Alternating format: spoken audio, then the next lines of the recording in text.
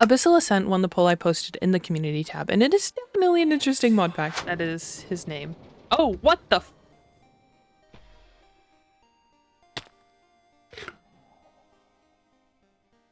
Guys, I don't think that was supposed to happen. So because it's an early beta, I'm not going to harp on bugs much. Proceed with caution and make backups of your save if you do play this pack. Welcome back to another mod pack review. I'm Cosmo, and today our main focus will be a quick summary of the concept, a longer bit about gameplay, and what changes I feel need to be made game design and balance-wise. I actually delayed this video because, of course, a massive update happened after I sunk over 30 hours into the mod pack, so that's why this video is a little later than normal. This review will be based on versions 0.2.1 and 0.2.2, although the majority of my playthrough took place on 0.2.1. Now, let's talk about the concept. The goal of Abyssal Ascent is to fight your way up through different dimensions, starting in the Undergarden. Using immersive portals, you mine your way up. All of them are stacked vertically, and as of 0.2.2, you can rather smoothly go between dimensions, which is cool as hell and not something I've seen utilized to this extent before. Of course, it still has its issues, but things like this will be ironed out as the pack is further developed and polished. You're forced to spend time in each dimension upgrading your gear as new materials become available to you and fighting your way through different bosses to get the components you need to make a pickaxe. That is your ticket to the next dimension.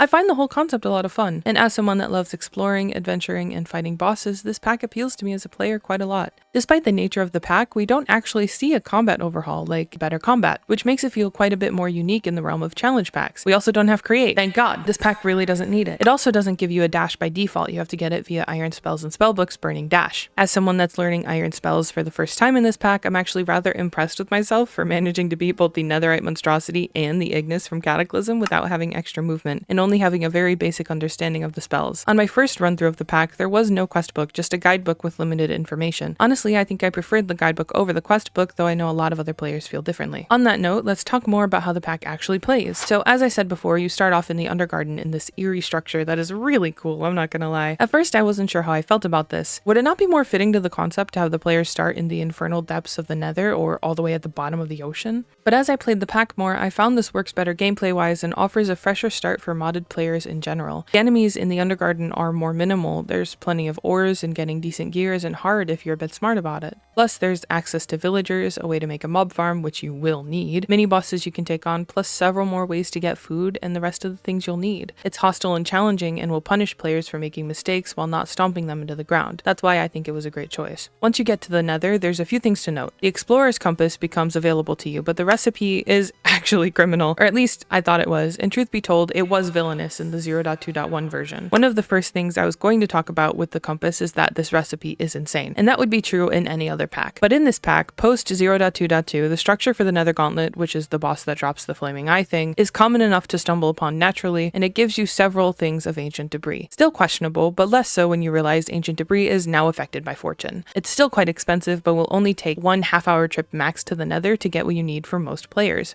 The structures for the Ignis and Netherite monstrosity are also very common now, which I think should be turned down at least a little bit. Definitely not to the extent it was in the old version, as the Ignis arena on my old world was over 8,000 blocks away, but a good middle ground would be nice. From here on out, the video will be kinda more based on 0.2.1, but I am referencing the changelog and also a creative world for the update, as I'm still in the Nether on my new save. Which, if you like this video and you're interested to see me progress in this pack, I am streaming my playthrough over on my Twitch. I also have a Discord if you want to keep up with me, and if you want to support me further, you can join the channel as a member, which will give you access to videos about a day or so early, as long as they're not late like this one was. I plan to edit down the VODs to do a series over here too, so subscribe with notifs on to see that happen. Oh, and also like and comment for the algorithm. Thank you. Now let's get back to the video. Above the Nether, we have the Infernal Crossing, which is an Alex's Caves thing adapted into a dimension. To get access to the next dimension, you need to kill a boss called the Nameless Guardian. When I played, he was only accessible via a spawn egg, which I thought was goofy, but probably existed solely for playability reasons, which I was right, as in 0.2.2, there is now a structure for him that looks pretty familiar and reminded me that there is actually a solid chance I fought him before. It looks quite familiar. Once you get the next pickaxe tier, you get access to the primordial caves, the ocean, and the other side. You have to utilize resources gathered from all three to progress to the next dimension and escape to get to the overworld. Overall, a nice gameplay loop touring you through multiple mods that are integrated together well or have the groundwork to be integrated well. Making actual feedback for a pack like this in such early development is a bit of a challenge. Part of me wants to not intervene at all to see what they make and come up with on their own. But there are a few things I definitely definitely want to know. Keep in mind the following are purely my ideas and subjective opinions, and please do not put these in the pack's Discord or comments because the devs likely get enough, do not need any spam as a result of this video. Firstly, there is a reforge system in the pack, and you can also imbue your weapons. I really like the idea behind the reforge system. It's fantastic that the curios can be reforged too, which makes for a lot of interesting build opportunities based on the player's preferences and playstyle, but I think it can be pushed further. I, for one, got into modded Minecraft entirely because of RLcraft, and the reforging system there requires you to use materials related to the item to reforge. And I'm not saying that's necessarily a good idea because of how rare some materials can be, but it may be a neat idea to explore, or have it be tied to NPCs. I hope down the line this pack gets some crazy villager rework and overhaul, and perhaps they become more useful outside of mainly vanilla purposes and being a material source pre-nether. Also, for now, with the hammer system, I'd reduce it down to just one hammer if possible. Having two separate ones does not make much sense at all, and it actually led to me making the wrong one by accident. Next thing related to villagers as well, I love the disenchantment table. You can pull all the enchantments individually without destroying the item, which is really nice and definitely encourages you to make space for items that typically don't stack, so you can pull enchantments from them later. I'd argue that with this system in place, I'd like to see librarian villagers almost completely removed. I think it also may be a good idea for it to cost the item, not necessarily in every case, like maybe barring unique weapons that can't be crafted or are incredibly difficult to craft, but maybe reduce like a diamond pickaxe to 2 diamonds. That way this can also be a way to recycle old tools that would otherwise get tossed out. I'm hurting for diamonds in my current playthrough and I can't recycle any of the diamond gear in my storage system. I looked into the mod that is being used for the reforge system, and since it's completely data driven, I think that this may be possible to implement at some point. Moving on, I do love that clogram and iron are almost completely interchangeable, and I see there are plans to clean up remaining incompatibilities, so good job there. The custom recipes here are very nice, especially with rails having a better return based on the materials used. I like that this pack feels like it's being playtested or has been playtested, because there are a lot of things that exist that I don't think would exist in a pack that wasn't. As for the quest book, I really like that it's completely hidden as you go on, with the exception of the dimension you're in. I like that a lot. However, I don't like that it's incredibly linear. I think locking quests is almost never a good idea in packs because of the nature of Minecraft. As much as you can use it like its own game engine, it's ultimately a sandbox. At the current stage of development, the quest book can just become frustrating, and in some areas turn into a checklist instead of a guide. It should flow with natural gameplay, which I don't feel it currently does. I'd like to see it revisited, unlocked, or reworked in the future. I also will acknowledge this is the update that added the quest book, so it may still just need to be iterated on. Another major thing I want to touch on in this video is the ocean dimension. I don't like it in its current state. On my first playthrough, I thought everyone always spawned in the Abyssal Chasm, and I found that that is in fact not the case in a creative world when I was exploring a bit of the upper dimensions for this video. The other ocean biomes are incredibly underwhelming by comparison, and if you get unlucky with yours, you could find yourself in a frozen ocean in the ice maze from Aquamarine, which means you just keep freezing to death instead of being able to explore. There's also a mod that is very early in development but may be of interest, Aquatica. Could do some interesting things for this pack, though maybe not yet since it is also in its early beta stages. Regardless, I think making the player spawn in the Abyssal Chasm would make experiencing the ocean dimension just that much more interesting. I'll admit I'm biased because this was my first time seeing the Abyssal Chasm, but it created a feeling similar to what I had when I played Subnautica and ventured out further than the kelp forest for the first time. Seeing the hull breaker for the first time, dude. Back to the nether though. I opened a ticket in the Discord to report this bug that I experienced, but the biohazardous delta has this evil ass plant, and I'm not too stressed about it other than to warn you, the players, to avoid that biome at all costs. I think the mod that adds it, Nether's Exorcism Reborn, should just be removed in its entirety. It looks cool on the surface, but every experience I've had with it was negative. In 0.2.1, before the mobs from it were disabled, the Strampler was incredibly annoying because of its frequent spawns and insane aggro range. Plus the little green guy from the biohazardous delta nearly blue screened my system.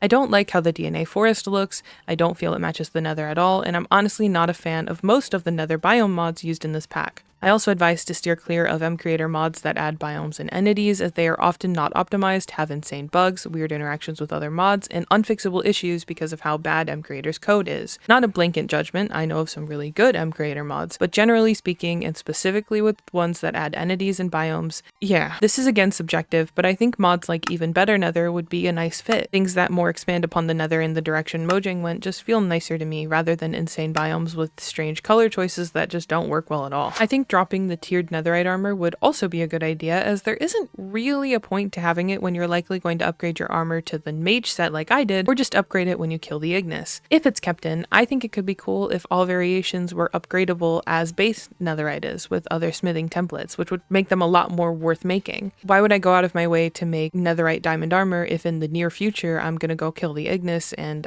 I can't upgrade that set with the Ignis drop? Last bits I have, I think the night vision goggles should have a recipe accessible before the Infernal Crossing. A 2% chance to drop from a Stoneborn in the Undergarden is not good enough. It may also help to clear up confusion with the pack if it states that there are 12 planned dimensions but only 8 implemented currently as a result of it being in early dev. I feel just saying it's in early dev is enough, but most people won't understand what that truly means, and to avoid people leaving incredibly stupid comments on the CF page and in the Discord, it's probably worth it. Very lastly, I think it would be nice if the pickaxes were continuously upgraded. I don't really like that I have to make new ones per dimension. It would be really cool if I was encouraged to hang on to the pickaxe that I had before, and if that was made clear from the start so that I kept it safe. I think keeping the alternative recipe that's in the pack currently is a very good idea in case somebody loses their original pickaxe, but it would be nice to encourage players to keep their old pickaxe and to use it more, and it would also lessen the resource cost in some cases, while still being able to keep it tiered. I just think that would be really cool. That's my own opinion. And I wish there was more incentive to upgrade your gear based on what dimension you're in. I would like to see something like that pushed for in the pack in the future, especially to make players spend more time interacting with these dimensions instead of just running in there, killing the boss they need, and leaving. Overall, I feel Abyssal Ascent has the groundwork to be one of the best packs on 1.20.1. The concept is incredibly unique. I've not seen it done before, at least not to this scale and on these versions, and I'm actually going to be maintaining a world in this pack and streaming it relatively often, which is not something I ever do. I was genuinely surprised in a good way with this pack, and I do highly recommend it, although I do think that you should definitely make backups of your world, and don't be shy about having to pop into creative mode to get yourself out of a bad situation. Bugs happen, and there is no shame in doing something like that. Thank you for watching. If you enjoyed this video, you should definitely subscribe like I said earlier, but YouTube also thinks that you're going to like this video that's on screen right now, so maybe give it a shot. Thank you, bye-bye!